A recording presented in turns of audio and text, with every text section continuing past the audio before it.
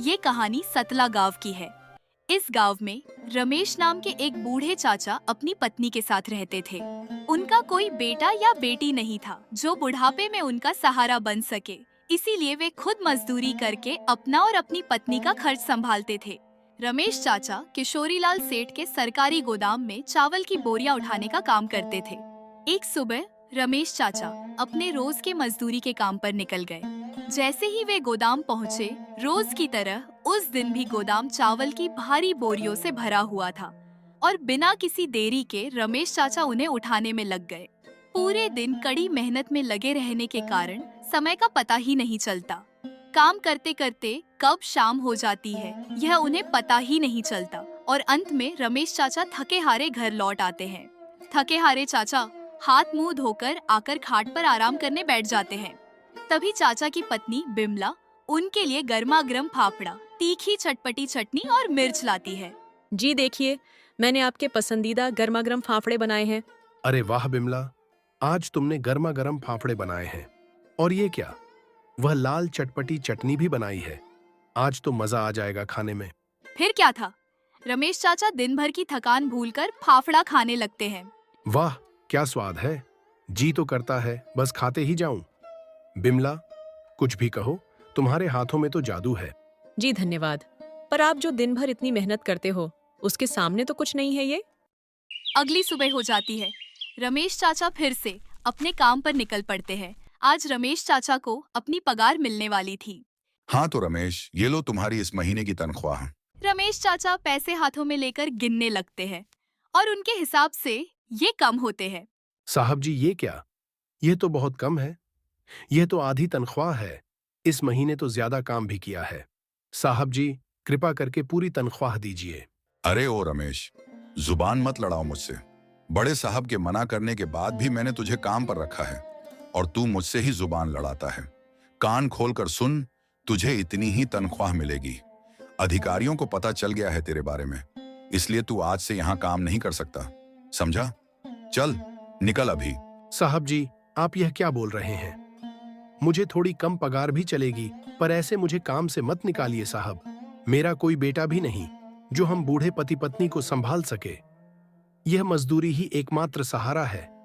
कृपा करके मुझे काम से मत निकालिए साहब जी। अरे अब रोना धोना बंद करो और निकलो यहाँ से, वरना तेरे चक्कर में मेरी नौकरी चली जाएगी। अरे बिरजू, इस बूढ़े को निकाल यहाँ से अभी के अभी। मालिक मुझे काम से मत निकालिए, मैं कम तनख्वाह में भी काम करूंगा। कृपा करके काम से मत निकालिए। ए बूढ़े निकल यहाँ से, बोला ना एक बार, चल निकल। वो आदमी रमेश को धक्के मारकर वहाँ से निकलवा देता है। रमेश चाचा असहाय होकर अब घर की ओर चल पड़ते हैं। जी, आज आप जल्दी घर आ गए और आपका चेहरा इतना मायूस क्यों है? अरे अब क्या बताऊं बिमला तुम्हें, मुझे आज काम से निकाल दिया है। उस रात दुख के कारण रमेश चाचा और उनकी पत्नी ऐसे ही भूखे पेट सो जाते हैं। अगले दिन रमेश चाचा चिंतित हालत में सोच रहे थे कि तभी उनकी पत्नी गर्मा गर्म फाफड़े बनाकर लाती है। रमेश चाचा फाफड़े खा रहे थे कि तभी उनके दिमाग में एक ख्याल आता है। बिमला, क्यों ना मैं फाफड़े कारखाने के बाहर बेचूं? बहुत सारे लोग होते हैं वहां काम करने वाले। जी, ये तो बहुत ही अच्छा विचार है, पर हम सिर्फ फाफड़े नहीं, इसे जलेबी के साथ बेचेंगे। मैंने सुना है कि शहर में जलेबी फाफड़ा बहुत बिकते हैं। हमारा जलेबी और फाफड़ा भी जरूर लोग खरीदेंगे। हाँ तुमने सही कहा, लोग फाफड़े के साथ जलेबी खाना जरूर पसंद करेंगे। जी, पर हमारे पास तो ठेला नहीं है। बेचने के लिए ठेला तो लगेगा ना? बिमला, मुझे जो आधी पगार मिली है उसमें ठेला और जलेबी फाफड़ा बनाने का सामान आ जाएगा। फिर क्या था, वो दोनों बाजार से एक पुराना ठेला और जरूरी सामान खरीद लेते हैं और अगले दिन से रमेश चाचा अपनी पत्नी के साथ कारखाने के बाहर एक जलेबी फाफड़े का ठेला लगाते हैं। हवा में गर्मा गर्म फाफड़े की खुशबू फैल गई थी। खुशबू से एक आदमी ठेले पर आता है। अरे वाह चाचा, इस फाफड़े की खुशबू तो बहुत अच्छी आ रही है। आज से पहले इस गांव में एक साथ जलेबी फाफड़ा का ठेला नहीं लगाया किसी ने। एक प्लेट जलेबी फाफड़ा तो खिलाओ। रमेश चाचा उस आदमी को गर्मा गर्म एक प्लेट जलेबी फाफड़ा देते हैं। वो आदमी भी मजे से जलेबी फाफड़ा खाने लगता है। वाह चाचा, क्या स्वाद है तुम्हारे इस फाफड़े का, और साथ में ये स्वादिष्ट जलेबी। मजा आ गया। ऐसे ही देखते देखते अब कई सारे लोग ठेले पर आने लगते हैं। मजदूर, किसान और सामान्य लोग भी जलेबी फाफड़ा खाने आते हैं। देखते देखते उनका सारा सामान बिक जाता है और वो ठेला लेकर घर चले आते हैं। आज दोनों बहुत खुश थे और चैन से खाना खाकर सो जाते हैं। अगली सुबह रमेश चाचा फिर से जलेबी फाफड़ा बेचने लगते हैं और कल की तरह आज भी कई सारे लोग ठेले पर आए थे। उसी कारखाने के बाहर थोड़ी ही दूरी पर प्रेम नाम के आदमी का भी जलेबी का ठेला था। प्रेम बहुत मतलबी था और उसकी जलेबी बिल्कुल भी स्वादिष्ट नहीं थी। देख रहे हो प्रेम भाई, कल का आया हुआ यह बूढ़ा कैसे तुम्हारा धंधा बर्बाद कर रहा है। भीड़ देख रहे हो उसके ठेले पर। हाँ भाई, मुझे दिख रहा है सब। जल्द ही मुझे इस बूढ़े का ठिकाना लगाना होगा, वरना मेरा घर उजाड़ देगा ये। तुम बस कल का इंतजार करो और मजे देखो। उस रात प्रेम एक मेडिकल की दुकान पर जाता है। अरे सूरज भाई, तुम्हें तो पता है ना मुझे क्या चाहिए। हाँ प्रेम भाई, वो मुझे पता है। तुम्हें क्या चाहिए? वो स्वाद बढ़ाने वाली दवा तो है, पर इस बार दाम जरा ज्यादा देना होगा। क्या है ना कि आजकल पुलिस की चेकिंग ज्यादा बढ़ गई है, तो उनसे बचकर दवाई लानी पड़ती है। अरे तुम पैसों की चिंता मत करो, खाली गारंटी का बोलो। अरे जगत भाई, 100% गारंटी है। इससे खाने से आदमी आपके ठेले के पास ऐसे खींचा आएगा जैसे कोई भौरा फूल को देखकर आता है। उस रात प्रेम वो केमिकल अपनी चाशनी में मिला देता है और फिर अगले दिन प्रेम अपना ठेला लगाता है। आओ भाई, आओ बहन, जलेबी खाओ। स्वादिष्ट जलेबी मात्र आधे दाम में। आधा दाम सुनकर सभी लोग रमेश चाचा के ठेले से हटकर प्रेम के ठेले के पास जाते हैं और जलेबी खाने लगते हैं। वाह भाई, क्या जलेबी है! वाह, मजा आ गया। उस जलेबी से अच्छा तो तुम्हारे पास की जलेबी है और दाम भी सस्ता है। अब आगे से यहीं आएंगे खाने के लिए। हाँ भाई, सबको मिलेगी स्वादिष्ट जलेबी आधे दाम में। ये लो। प्रेम सभी को जलेबी के साथ अपनी स्पेशल चाशनी भी एक्स्ट्रा देता है। वाह क्या जलेबी है, और चाशनी तो कमाल है। मजा आ गया। हाँ भाई, बिल्कुल सही कहा तुमने। उस दिन रमेश चाचा का एक भी प्लेट फाफड़ा जलेबी नहीं बिक पाता और वो दोनों निराश होकर घर आते हैं। क्या करें भाग्यवान, आज तो कुछ कमाई नहीं हुई। पता नहीं अचानक सभी लोगों को उस जलेबी वाले के जलेबी इतने पसंद कैसे आने लगे और मात्र 10 रुपए में एक प्लेट जलेबी दे रहा है, मानो जैसे उसने कुछ जादू किया हो। अगले दिन भी उनके ठेले पर कोई नहीं आता। तभी एक गरीब आदमी प्रेम के ठेले पर आता है। अरे भाई, कुछ खाने को दे दो, बहुत भूखा हूँ, सुबह से कुछ खाया नहीं है। एक प्लेट जलेबी और थोड़ी चाशनी दे दो। अरे इस भिखारी को यहाँ ठेले पर ज्यादा देर खड़ा रखा तो इज्जत चली जाएगी। इसे एक प्लेट जलेबी देकर यहाँ से भगा देता हूँ, वही अच्छा होगा। प्रेम उस गरीब आदमी को एक प्लेट जलेबी और थोड़ी सी चाशनी दे देता है और वो आदमी वहाँ से चला जाता है। बाद में फिर वही आदमी रमेश चाचा के ठेले पर भी जाता है। अरे भाई, कुछ खाने को दे दो, बहुत भूखा हूँ, सुबह से कुछ खाया नहीं है। अरे भाई, लगता है तुमको सच में मदद की जरूरत है। लो, तुम पेट भरने तक यहाँ जलेबी फाफड़ा खा सकते हो। नहीं भाई, मुझे सिर्फ एक प्लेट जलेबी फाफड़ा दे दीजिए। रमेश उस गरीब आदमी को एक प्लेट जलेबी फाफड़ा दे देता है और फिर वह आदमी वहाँ से चला जाता है। रमेश चाचा की आज एक भी रुपए की कमाई नहीं हुई। दूसरी ओर आज प्रेम के ठेले पर पहले से बहुत ज्यादा भीड़ लगी हुई थी। इसी तरह दिन ढल जाता है और आज भी रमेश बिना कुछ बेचे घर लौट आता है। हे ऊपर वाले, मुझे कुछ समझ नहीं आ रहा। दुनिया में अच्छे लोगों के साथ ही ऐसा क्यों होता है? मेरी एकमात्र उम्मीद थी 2 पैसे कमाने की और वह भी मिट रही है। क्या ईमानदारी और मेहनत का कोई मोल नहीं? हे ऊपर वाले, कृपया मेरी मदद कीजिए। फिर अगले दिन वह अपना ठेला कारखाने के बाहर लगाता है, पर आज भी उनके जलेबी फाफड़ा बिकने की कोई उम्मीद नहीं लग रही थी। तभी वहां अचानक पुलिस की गाड़ी आती है और उसमें से पुलिस वाले प्रेम के ठेले के पास जाते हैं। तभी सभी लोगों को पता चल जाता है कि प्रेम अपनी चाशनी में कुछ केमिकल मिलाकर बेचता था, जिससे लोगों को उसकी जलेबी खाने का नशा हो गया था। साहब, आपको जरूर कुछ गलतफहमी हो गई है। मैंने कुछ मिलावट नहीं की है। इतना झूठ बोलने की कोई जरूरत नहीं है। कल के दिन जो तुम्हारे ठेले पर गरीब आदमी तुमसे जलेबी और चाशनी लेकर गया था, वो दूसरा कोई नहीं बल्कि हमारा आदमी ही था। कुछ दिनों से हमारे पास शिकायतें आ रही थीं कि इस इलाके में लोग ठेले का खाना खाकर बीमार पड़ रहे हैं। इसलिए जांच करने के लिए सभी ठेले वालों से हमने सैंपल जमा किए और इसलिए कल के दिन उसने तुम्हारी जलेबी नहीं खाई। इतना सुनकर प्रेम के पैरों तले जमीन खिसक जाती है।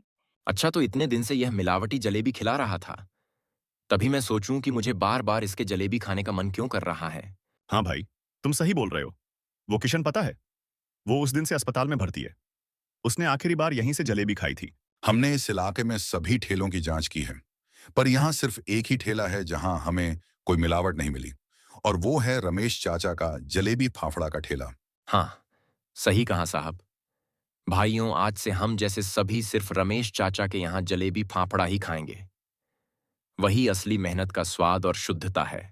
तब से सभी लोग रमेश चाचा के ठेले पर जलेबी फाफड़ा खाने जाते हैं और पुलिस प्रेम को गिरफ्तार करके जेल में डाल देती है और रमेश चाचा को विश्वास होता है कि आखिर में मेहनत और ईमानदारी की ही जीत होती है।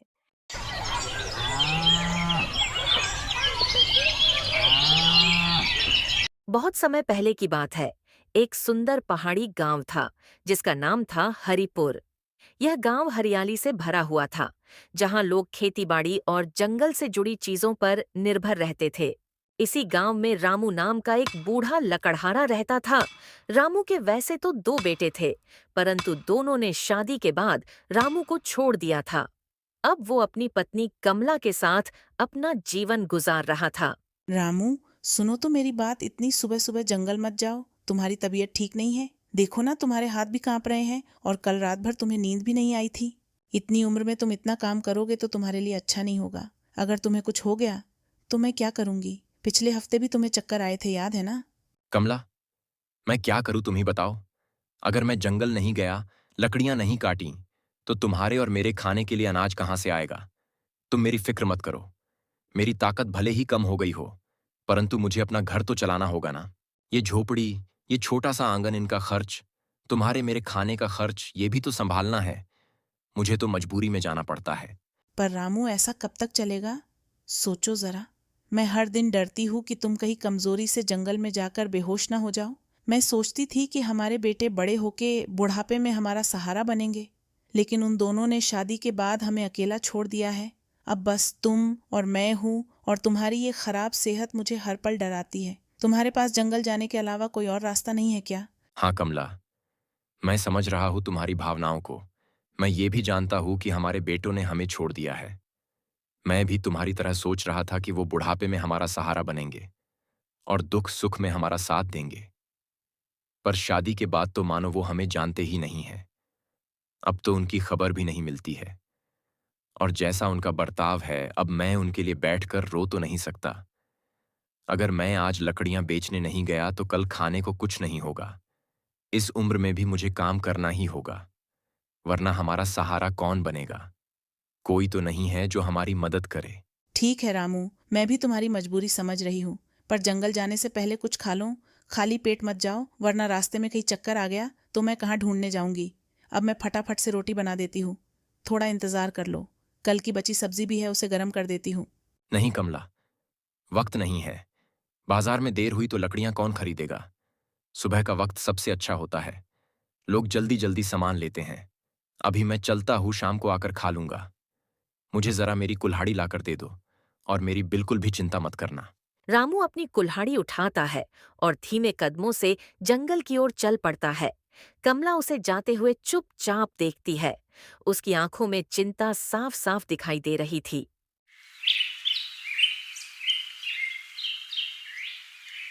रामू जंगल से लकड़ियां बेचकर लौट रहा था। तभी चलते चलते अचानक उसका पैर किसी चीज से टकराता है और वो गिर पड़ता है। वो देखता है कि यह एक पुराना घड़ा है। ये घड़ा किसका होगा? भला कोई रास्ते में अपना घड़ा क्यों छोड़ जाएगा? खैर, जो भी हो, इसे मैं घर ले चलता हूँ, किसी काम तो आएगा। रामू घड़े को लेकर अपने घर पहुंच जाता है। कमला, देख तो जरा, आज मैं जंगल से ये घड़ा उठा लाया।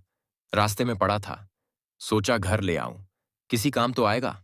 अरे रामू, ये घड़ा क्यों उठा लाए? लकड़ियां तो ठीक से बिकी या बस यही उठाकर ले आए? दिन भर की मेहनत का क्या हुआ?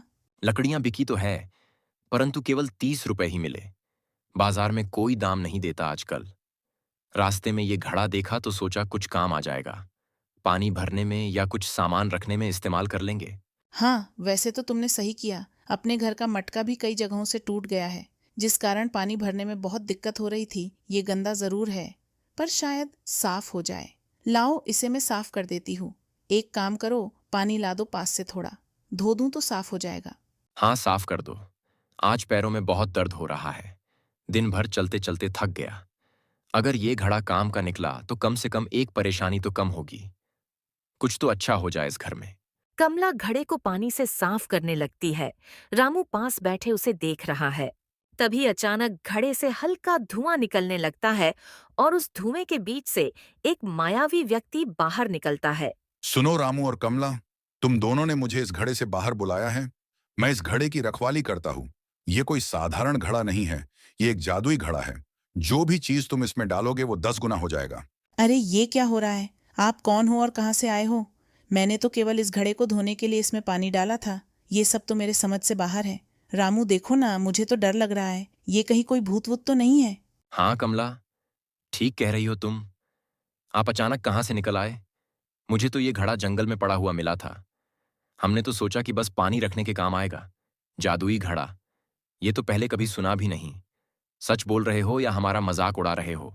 डरने की कोई बात नहीं है, मैं सच कह रहा हूँ। ये घड़ा पुराने जमाने का है और इसमें कई मायावी ताकत है। लेकिन एक बात सुन लो, ये तभी काम करेगा जब तुम शुद्ध मन से कुछ डालोगे। अगर लालच किया तो ये खाली रह जाएगा। मैं इसे अच्छे लोगों के लिए छोड़ गया था। शुद्ध मन मतलब क्या? हम तो दिन भर मेहनत करके बस अपने लिए 2 रोटी कमाते हैं। ये जादू वादू हम जैसे गरीबों के लिए नहीं होता है। और आप कौन है जो ये सब बता रहे हो? कहीं कोई चाल तो नहीं? हाँ, कमला की बातों में तो दम है।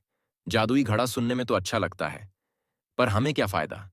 आज लकड़ियां बेचकर कुछ पैसे आए, तब जाकर हम कल का खाना खा पाते हैं।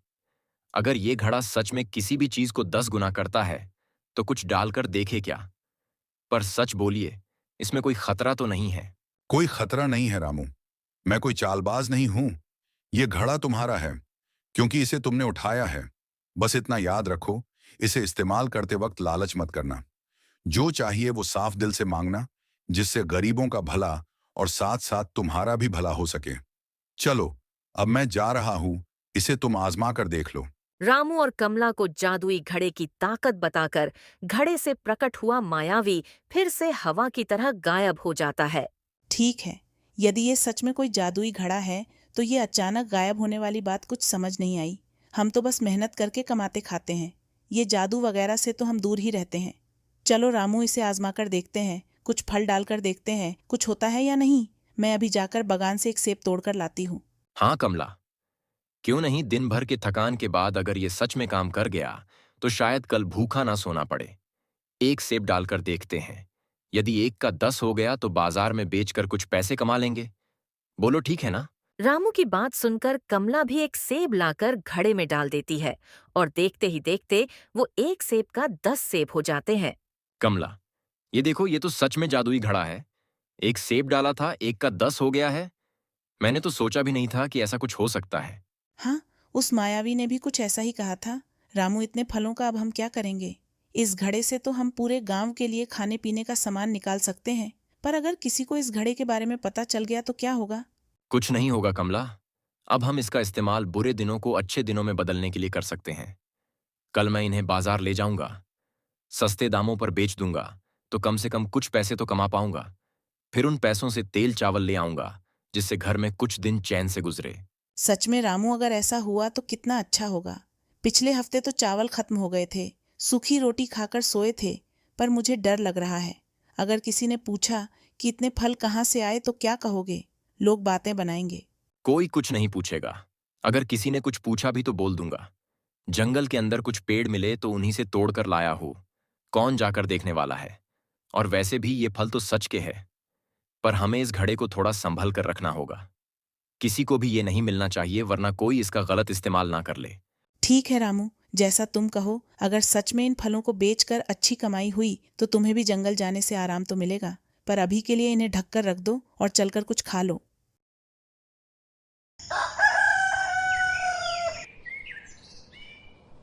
अगली सुबह रामू घड़े से निकले हुए फलों को एक टोकरी में रखता है और उन्हें लेकर बाजार की ओर चल पड़ता है।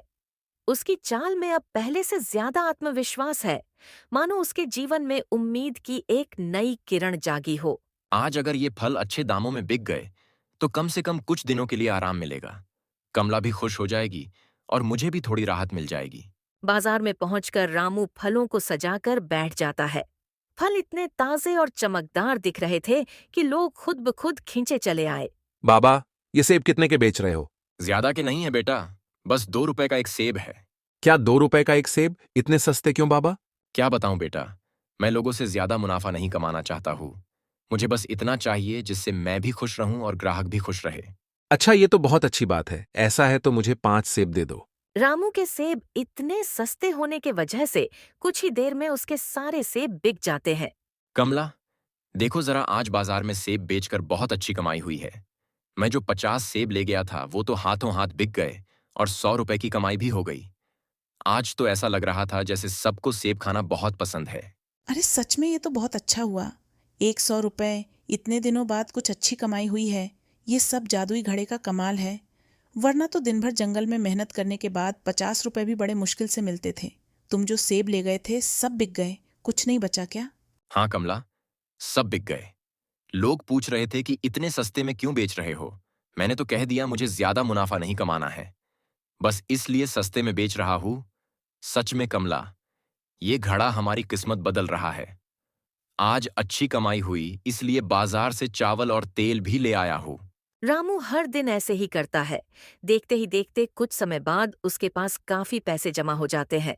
एक शाम रामू और कमला आपस में बात कर रहे होते हैं।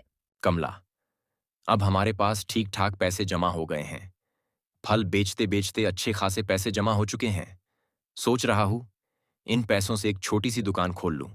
सस्ते दामों पर सामान बेचूंगा, चावल दाल तेल, ताकि गांव के लोगों की भी कुछ मदद हो और हमारा घर भी चलता रहे। ये तो बहुत अच्छा विचार है। सच में अगर दुकान खुल गई तो हमें रोज बाजार भागना नहीं पड़ेगा और सस्ते दामों पर बेचोगे तो लोग भी खुश होंगे। पिछले हफ्ते पड़ोस की सीमा कह रही थी कि बाजार में सब महंगा हो गया है। ऐसा करो, ये काम जल्द से जल्द शुरू कर दो। हाँ कमला, तुम ठीक कह रही हो।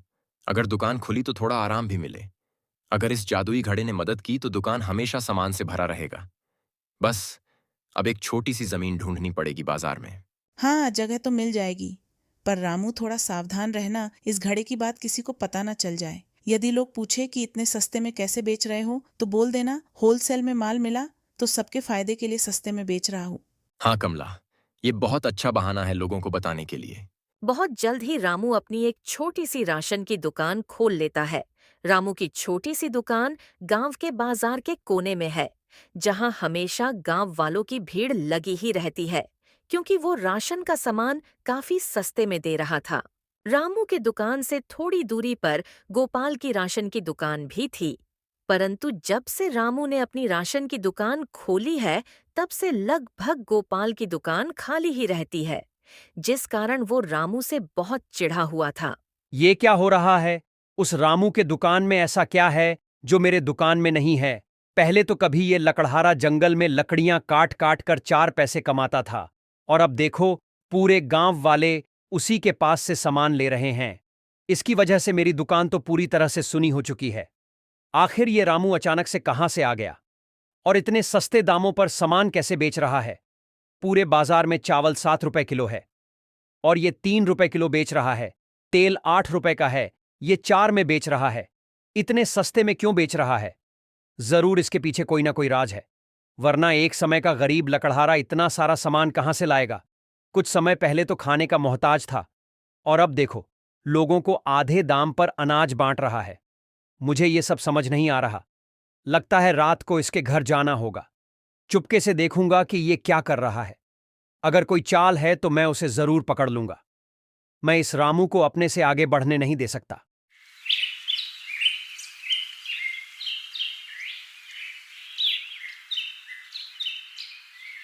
रात गहरी हो चुकी थी। गोपाल भी अंधेरे का फायदा उठाकर रामू के घर के बाहर पहुंचकर चुपचाप खिड़की के बाहर खड़ा हो जाता है। उसी वक्त रामू और कमला अपने दुकान के लिए जादुई घड़े से और सामान निकाल रहे होते हैं।